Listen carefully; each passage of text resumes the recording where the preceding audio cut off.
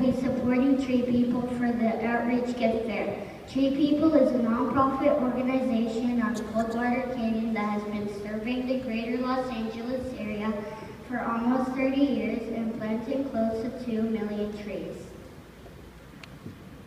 Tree People has educated thousands of children in environmental responsibility and trained hundreds of volunteer citizen foresters to become community leaders in the care of our city forests. That means they help people learn about the importance of planting trees in cities. Thousands of trees are planted in the mountains around Southern California through Tree People's Gift of Life Tree Dedication Program. Trees provide beauty in our cities, economic opportunities, and habitats for wildlife. They also cool our city by shading homes. They clean the air, save water by shading lawns and slowing evaporation, as well as provide oxygen and absorb carbon dioxide. The second grade will raise about $150 during the Outreach Gift Fair.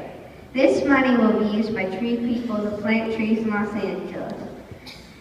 Now we would like to share a story about you about the importance of preserving the environment and showing personal responsibility.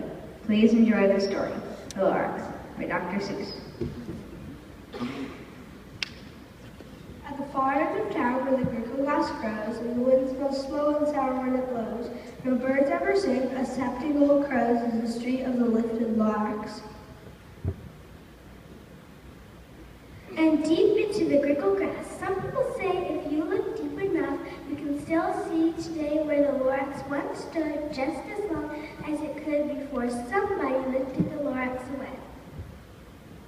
What was the Lorax and why was it there? And why was it lifted and taken somewhere? From the far end of town where the grecko grass grows. The old one-sawyer still lives here. Ask him. He knows. You won't see the one-sawyer, don't knock on his door. He stays in his lurkum on top of his store. He lurks in his lurkum cold under the roof, where he makes some clothes out of myth nothing new. And on special days, midnights, and Augusty peaks, out of the shutters, and sometimes he speaks, and tells you how the Lorax was lifted away. He'll tell you, perhaps, if you're willing to pay. On the end of a road, he lets down a tin pail, and you have to toss in 15 cents and a nail and the shell of a great-great-grandfather's snail. Then he pulls up the pail, makes a most careful count to see if you paid him the proper amount. Then he hides what you have paid him away in his snow. He secret strange hole in his scrupulous glove. Then he grunts. I will call you by those months, for a secret I can tell for you is a lump. Slump, down slumps to Wismore Farm to your ear, and the old one-sawyer does not, whispers not very clear. Since they have to stow him down to the snuggly hose, and he sounds as if he has smallish beads up his nose. Now I'll tell you, he said with his teeth sounding gray, that the Lorax got lifted and taken away. It all started way back, such a long time back. Way back in the days when the grass was still green, and the pond was still wet, and the clouds were still clean. And the songs of the swami swans ran out into space. One morning I came to this glorious place. And I first saw the trees, the tuffled trees, the bright colorful tufts of the tuffled trees, mile after mile in the fresh morning breeze. And under the trees I saw brown farmloops frisking about in their bar-blue suits as they played in the shade and ate truffula fruits. From the rippleless pond came the comfortable sound of the humming humming while splashing around. But those trees, those truffalo trees, all my life I've been searching for trees such as these. The touch of their tufts was much softer than silk, and they had the sweet smell of fresh butterfly milk. I felt a great leaping of joy in my heart. I knew just what I do. I am loaded my cart. At no time at all, I had built a small shop. Then I chopped down a truculus tree with one chop. And with great skillful skill, and with great speed, I took the soft tuft, and I knitted its meat. The instant I finished, I heard a gazump. I looked, and I saw something pop out of the stump of the tree I chopped down. He was sort of a man. Describe him? That's hard. I don't know if I can. He was shortish and oldish and brownish and mossy, and he spoke with a voice that was sharpish and bossy.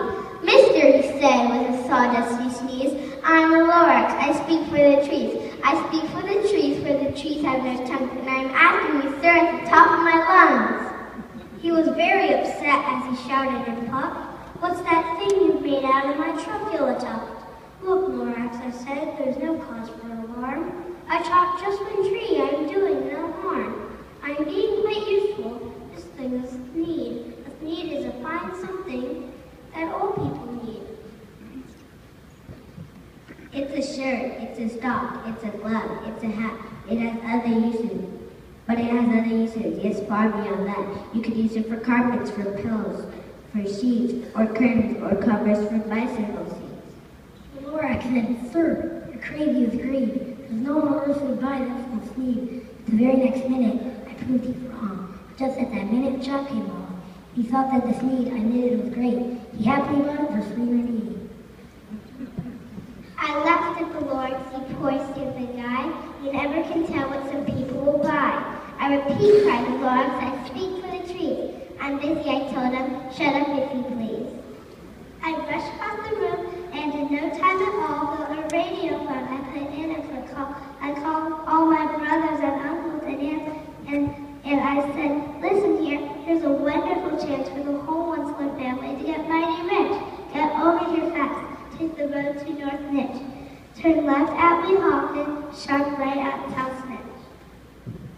And in no time at all, in the factory I built, the whole Winslow family was working full tilt. We were all knitting sneeds, just as busy as bees, to the sound of the chopping of truculus trees. Then, oh baby, oh, how my business did grow. Now, chopping one tree at a time was too slow, so I quickly invented my super axe hacker, which cut off 4 truculus trees with one smacker. We were making sneeds 4 times as fast as before, and that Lorax, he didn't show up anymore. But the next week, he knocked on my new office door.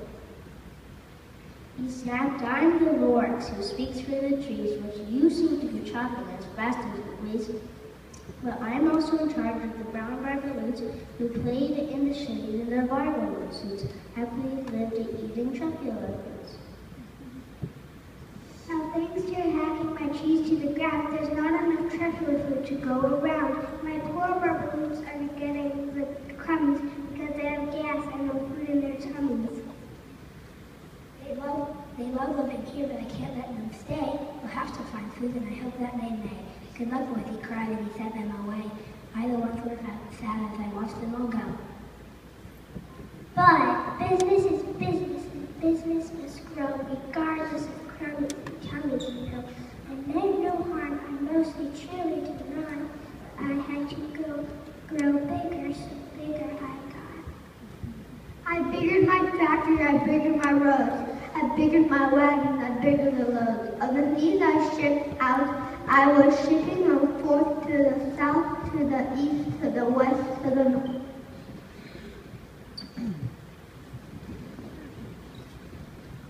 I went right on bickering, selling more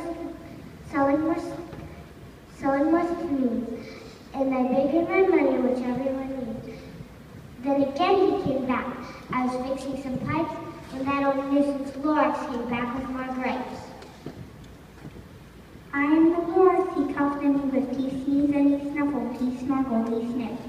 Once or he cried with a querulous croak. Once or you're making such smogulous smoke. My poor Swanny Swan, why they can't sing a note? No one can sing who has smog in his throat. And so said the Lorax, please pardon my cough. They cannot live here, so I'm sending them off. Where will they go? I don't hopefully know. I may have to fly for a month. or a year to escape from the small swamp around here. What's more, snapped the Lorax as Dandruff was up, let me say a few words about Glubbity Glub. Your machinery chugs all day and night without stop, making Glubbity Glub other sloppity slop. And what do you do with this leftover goo? I'll show you, you dirty once and I you. Pumping the pond where the humming fish hum. No more can they hum, for their gills are all gum. So I'm sending them off. Oh, their future is dreary. They'll walk on their fins and go woefully buried in search of some water that isn't so smeary. And then I got mad. I got terribly mad. I yelled at the Lorax. Now listen here, Dad. All you do is yap, yap, and say bad, bad, bad, bad. Well, I have my rights here, and I'm telling you, I intend to go on doing just what I do. And for your information, you Lorax, I'm figuring on bigger and bigger and bigger, turning more trifuletries into its needs, which everyone needs. And at that very moment, we heard a loud whack. From outside in the fields came a sickening smack of an axe on a tree. Then we heard the tree fall, the very last trufuletry of them all. No more trees, no more thieves, no work to be done. So a note to my uncles and aunts, and I'll waved goodbye and jumped into my cart and drove away under the smoke-splintered stars.